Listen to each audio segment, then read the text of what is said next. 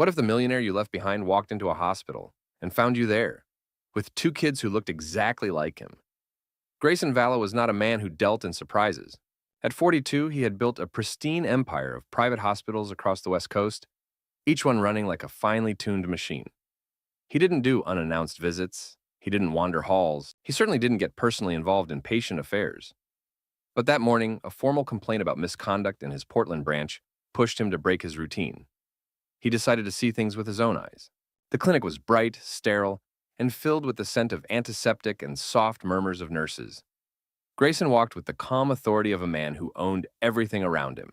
As he passed through the pediatric wing, almost without looking, something stopped him cold. A woman sat in a nearby room with an IV in her arm, and two small children nestled beside her. He saw her in profile first, and something about her made him pause. Then she turned slightly, laughing quietly at something the boy said, and Grayson froze.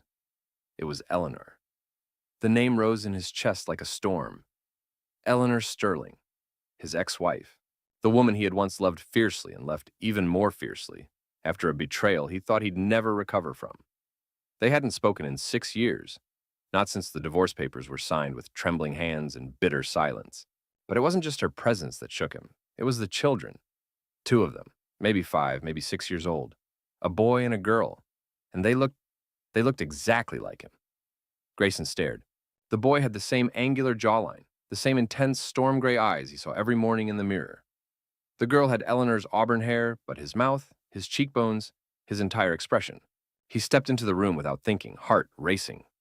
Eleanor? She looked up sharply. The color drained from her face. Her mouth opened slightly, but no words came. Grayson, she finally whispered. The children looked between them, confused, sensing tension but not understanding it. Grayson's eyes never left hers. What is this? He asked, voice hoarse. Why are you here? And who are they? Eleanor's hand instinctively wrapped around the boy's shoulder, pulling him close. They're mine, she said softly. Grayson's chest tightened. Yours? Or ours? Silence. And then came the words that made the air leave his lungs completely. They're your children, Grayson. Twins. I never got the chance to tell you. Grayson couldn't move. It was as if time had slammed into a wall, and everything in him shattered against it. His breath caught somewhere between his chest and throat, and he stared at Eleanor as though she were a ghost. His children, his. The silence between them pulsed with electricity. The twins glanced up at him, uncertain. The boy tilted his head, as if recognizing something familiar in the stranger who had just entered. The girl whispered something to her brother, her eyes wide. Eleanor, Grayson finally managed, his voice low and sharp. What are you saying? She swallowed hard, her hand now trembling slightly as she touched the little girl's curls. Their names are Callum and Junia. They're 6, born 4 months after the divorce. His knees almost gave out. 6? He echoed, voice hollow. That would mean you were already pregnant? She nodded slowly, guilt and pain flooding her eyes. Yes, I found out a few weeks after you left. Grayson's face darkened, a mixture of betrayal and disbelief surging in him. And you didn't think to tell me? Not even once? Her gaze didn't waver. Would you have listened, Grayson? You believed I cheated on you. You cut me off. You signed the papers and vanished. Do you remember your last words to me? I never want to see your face again. Her voice cracked. You meant it. He didn't have an answer. The weight of those years, 6 years of silence, of bitterness, of regret, crashed onto him like a tidal wave. But he couldn't look away from the twins. Callum was studying him curiously, brows furrowed in concentration. Junia clung to Eleanor's side, sensing her mother's distress. Grayson knelt down slowly, cautiously, so he could meet them at eye level. Hi, he said gently, offering a smile he rarely used. I'm Grayson. Junia blinked at him. Are you a doctor? No, sweetheart, not exactly. I help take care of the hospital. Callum narrowed his eyes. You look like me. Grayson exhaled a shaky breath, a strange warmth blooming in his chest. Yeah, he whispered, unable to say more. Eleanor watched him, her posture tense but not hostile. I didn't keep them from you out of revenge, she said quietly. I was scared. You were so angry. And by the time I found the courage, I didn't know where to even begin. I tried writing letters, but I never sent them. I thought maybe it was better this way. Better? Grayson repeated, the word bitter on his tongue. I missed 6 years. Their first steps, first words, birthdays. I didn't even know they existed. I know, she said, and I'm sorry, I truly am. He looked back at the twins, who were now both staring at him intently. His heart thudded with a mixture of awe and devastation. They were real. They were his. I want to know them, he said softly, if you'll let me. Eleanor was quiet for a long moment, then gave a small, cautious nod. We'll take it one day at a time, she said. Grayson nodded slowly, but inside he knew. Everything in his world had just changed. Grayson left the hospital that evening with his thoughts unraveling like threads pulled loose from a tightly wound suit. The polished exterior he had maintained for years, flawless, impenetrable, had cracked wide open. He drove aimlessly for nearly an hour, barely noticing the traffic lights or the city skyline glowing in the dusk.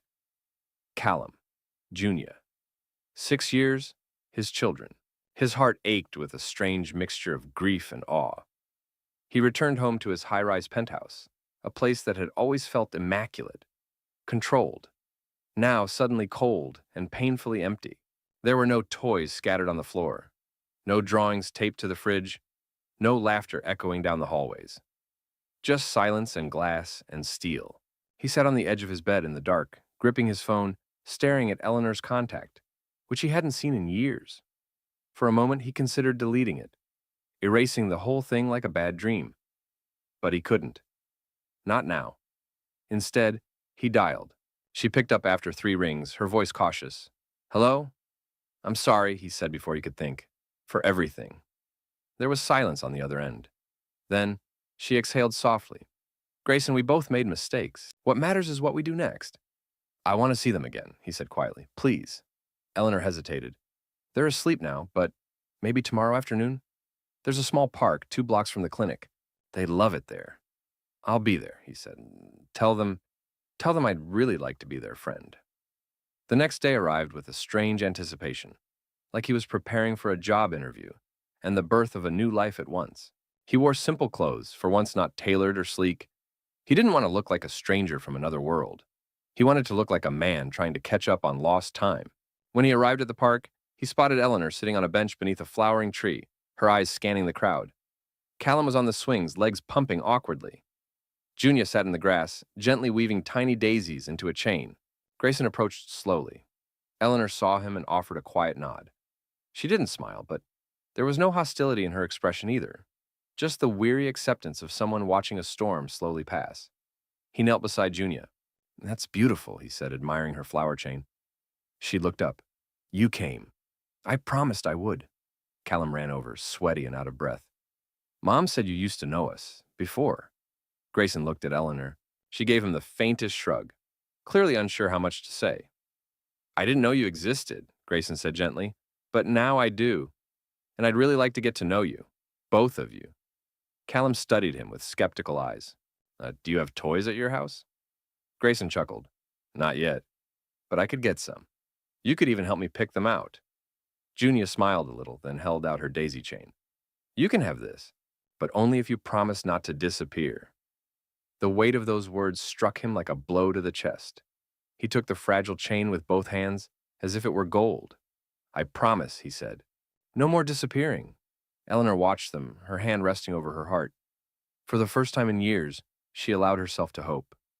And for the first time in his life, Grayson Vallow felt like he belonged to something that couldn't be measured by wealth, power, or reputation. But by love, he still didn't fully understand. The following weeks unfolded like a quiet miracle in Grayson's carefully calculated life. Each visit to the park, each phone call with Eleanor, each tiny conversation with Callum and Junia began peeling back layers of time and pain. At first, the twins treated him like a new neighbor, curious but distant. Then, slowly, they began to open. He learned that Callum was obsessed with building things. Legos, blocks, cardboard cities he crafted with surgical precision. Junia, by contrast, lived in stories and colors. She painted rainbows on everything, made up songs, and talked to squirrels like they were lifelong friends. Grayson was awkward with them at first. He had no idea how to talk to children. He had spent his life in boardrooms, not backyards. But with them, he began learning the language of laughter and patience. He let Callum explain his space rocket designs for 20 minutes straight, even when he didn't understand half the terms. He let Junia braid his hair with clover stems in the park, ignoring the amused glances from strangers. Eleanor watched it all with guarded eyes. She was cautious, still unsure if this sudden transformation in Grayson would hold. The man she had once loved had been cold, logical, prideful to a fault. But this man knelt in the dirt so his daughter could turn him into a forest prince, and clapped like a child when his son launched a paper airplane 10 meters. One Saturday, Grayson invited them all to the Children's Museum downtown. He rented out a private session, wanting to give them a safe space without media attention. Eleanor almost refused, but Callum and Junia had already screamed, "Yes!" in perfect unison.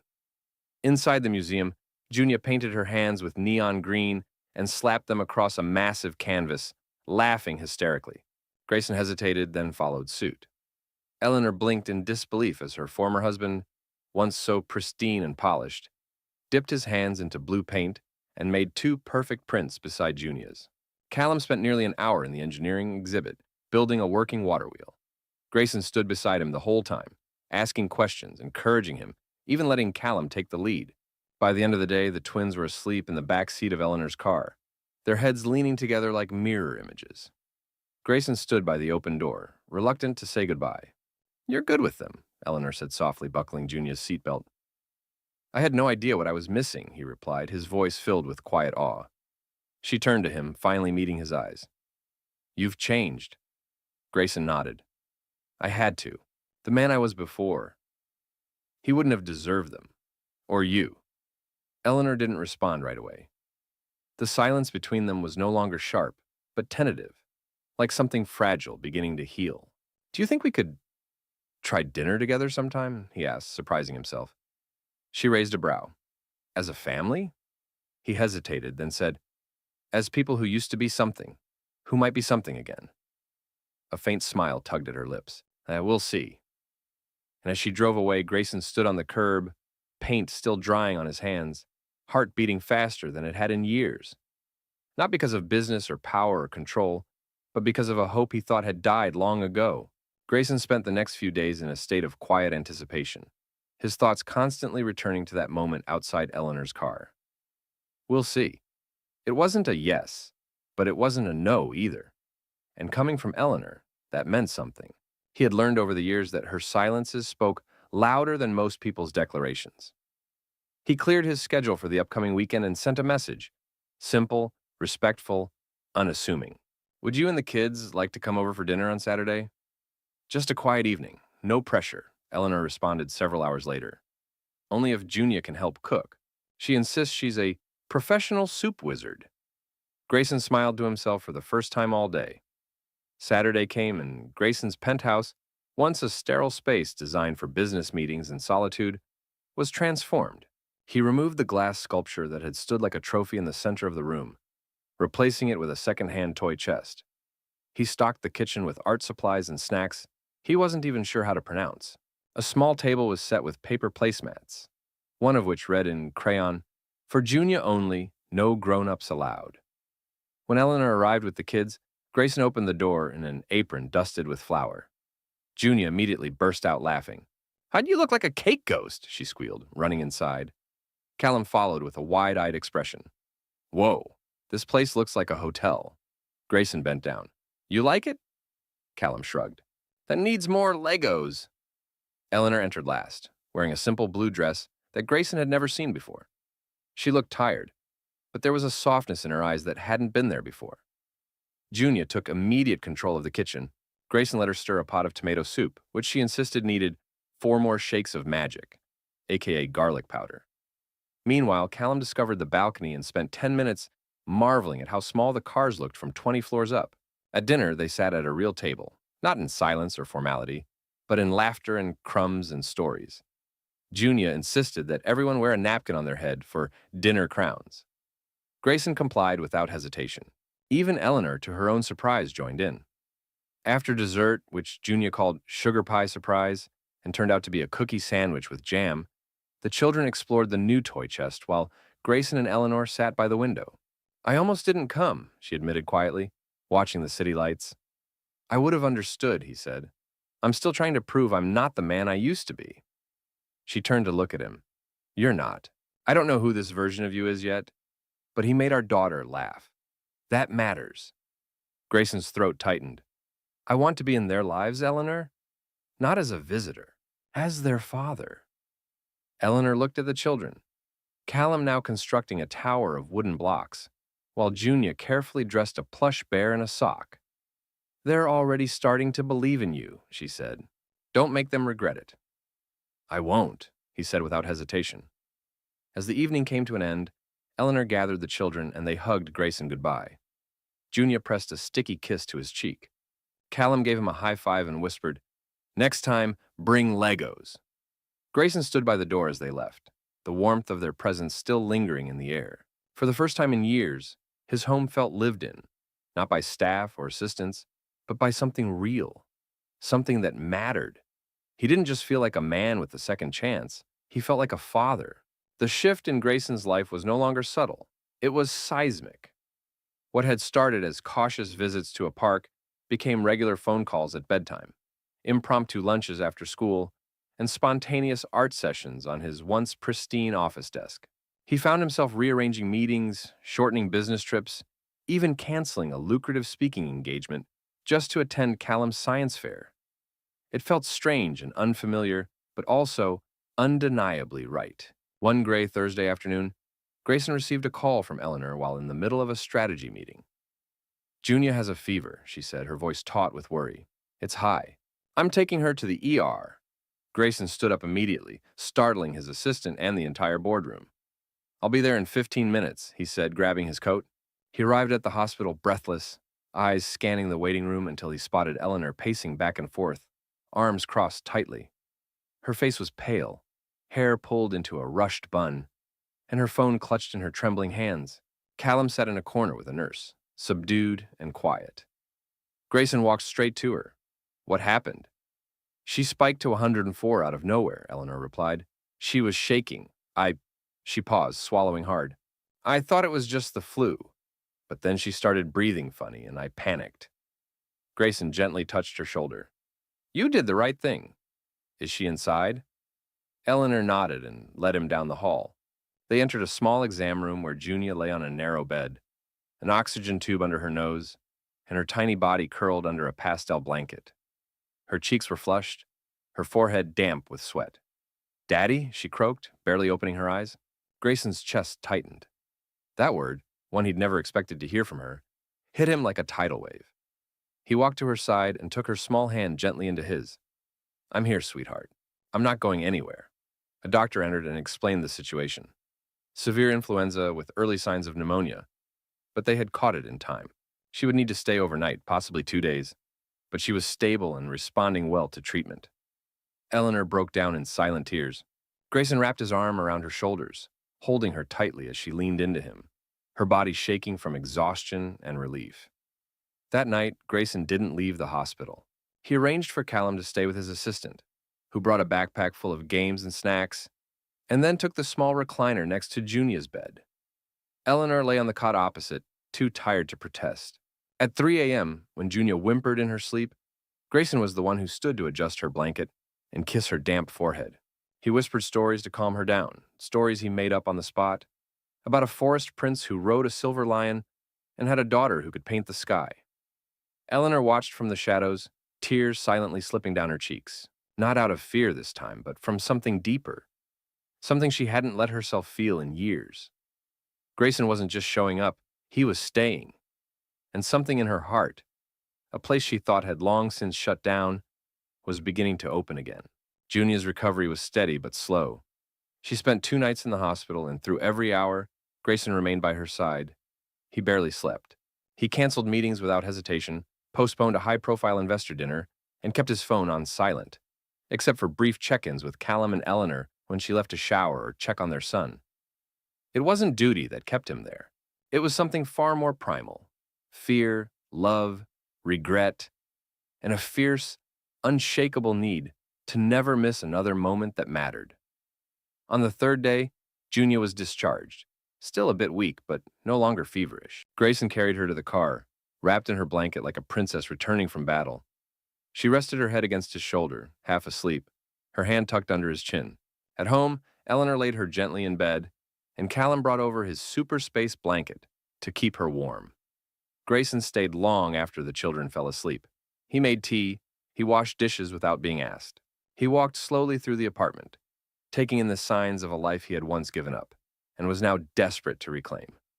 Later that night, as the apartment finally quieted, Eleanor stepped out onto the small balcony. Grayson followed her silently, a mug of herbal tea in each hand. He handed her one and leaned against the rail beside her. "You didn't have to stay," she said softly, eyes on the stars. "Yes," he replied, "I did." They stood in silence for a while, the cold air brushing against their skin. Below, the city hummed gently, indifferent to the two people standing on the edge of something fragile and new. "I've been thinking," she said at last, her voice barely more than a whisper. "About us. About the past." He turned to her slowly. "So have I. I hated you for a long time, Grayson. I hated how easily you walked away. I hated how you refused to listen. But most of all," she paused, her jaw tightening, "I hated that you believed the worst about me and never even asked." Grayson looked down, shame tightening his throat. "I believed a lie because it was easier than facing my own fear. I thought if I walked away first, I wouldn't have to feel the pain of being betrayed." "But I never betrayed you," she said, her voice sharp now. "You just assumed." "I know," he said, meeting her eyes, "and I'll regret it for the rest of my life." Eleanor stared at him, her expression unreadable. For a long time, she said nothing. Then, slowly, she looked down at her tea and took a breath. "I never stopped loving you," she said quietly, "even when I hated you." Grayson felt the world stop turning for a moment. "I don't expect anything," he said softly. "But if you ever find yourself able to forgive me, not for me, but for them, I'd give anything to rebuild what we lost." Eleanor leaned on the railing, her shoulders tense, her eyes filled with tears that refused to fall. "Now maybe we're not who we used to be," she murmured, "but maybe we could become something better." Grayson didn't respond. He didn't push. He simply stood beside her, close but not touching, letting the silence say everything they both felt. And somewhere inside both of them, beneath the wreckage of pain and time, a seed of possibility took root. Quiet, trembling, but alive. Spring arrived with a gentleness Portland hadn't seen in years. The trees along the river bloomed in slow motion, the city bathed in golden light that seemed to soften even the sharpest corners. For Grayson Vallow, the world no longer looked like something to conquer, but something to protect. Weeks had passed since Junia's hospital stay, and life, while far from perfect, had settled into something steady and beautiful. Grayson became a part of their daily rhythm, sometimes a guest, sometimes a partner, and slowly, unmistakably, something more. Every Sunday, he cooked breakfast for the twins at Eleanor's apartment, though the pancakes were often slightly burned and shaped like unrecognizable blobs. Junia declared them abstract food art. Callum gave him a 7 out of 10 for effort. Grayson took the rating with pride. One Friday evening, the four of them sat around a makeshift pizza night on the floor. Junia wore a crown made of foil and tissue paper.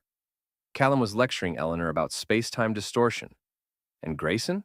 He was smiling, a real smile, one that came from somewhere deep, unguarded, and whole. After the kids had fallen asleep, curled up on the couch, Eleanor began to gather the dishes. Grayson helped, working beside her in quiet harmony. It wasn't romantic in the usual way. No candlelight, no music, just the steady, shared rhythm of two people doing the small things together again. When the kitchen was clean and the world was still, Grayson turned to her. "I've been thinking," he said. "A lot." Eleanor raised an eyebrow, folding the dish towel. "About this," he continued, gesturing to the apartment, to the quiet, to them. "About how I never imagined getting a second chance at a family, not after what I ruined. And how I want to do this right, not just visit, not just drop by. I want to be there, every day. For them, and for you." Eleanor didn't speak immediately. Her hands were clasped in front of her. Her eyes searched his face, looking for old cracks. But the man standing before her wasn't the one who walked away years ago. He was older, quieter, and deeply changed. "What exactly are you saying, Grayson?" she asked softly. He took a breath, stepped closer. "I want to come home," he said. "If you'll let me." Silence stretched between them. the kind that held all the weight of memory and pain, and also the possibility of healing. Then Eleanor whispered, "We never stopped being your home. You just forgot how to find your way back." Grayson stepped forward, carefully, like approaching something sacred. He took her hand gently in his. For the first time in 6 years, they allowed themselves to be still, together, without the armor. Later that night, as he carried Callum to bed and tucked Junia beneath her stars and moons blanket, Eleanor watched from the hallway, her heart full. In the dim light, Junia stirred. "Daddy?" "Yes, sweetheart." "Are you staying this time?" He leaned down and kissed her forehead. "Forever," he whispered, "if you'll have me." Outside, the world went on as usual. Cars moved. Lights flickered. The city breathed. But inside that small apartment, a broken family had quietly, beautifully begun again. From an author's perspective, the ending of this story is not just about reconciliation, it's about transformation. Grayson's journey isn't a fairy tale redemption arc where all wounds vanish overnight. Instead, it reflects something more honest, that love, once broken, can be mended not through grand gestures, but through consistency, vulnerability, and the courage to admit fault. What makes this conclusion powerful is its quietness. No dramatic declarations, no picture-perfect resolution. Just a man who finally understands what matters, a woman learning to trust again, and two children who now feel seen, safe, and loved. This is a story about second chances, but not the easy kind. It's about the hard-won kind, the kind you have to earn day by day, breath by breath. And in that way, it's not just hopeful, it's deeply human.